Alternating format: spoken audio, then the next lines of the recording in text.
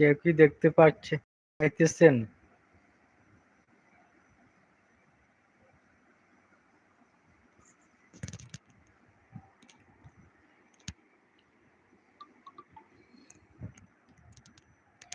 এটা হলো তুলসী পাতার চা। তুলসী পাতা দিয়ে তৈরি করা হয়েছে এটা। তুলসী পাতার চা অনেক উপকারী শরীরের জন্য।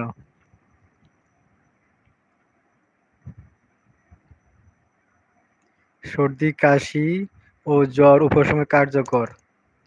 গলা ব্যথা, টনসিল কমাতে সহায়ক। খেয়ে দেখতে পারেন তুলসী পাতার চা।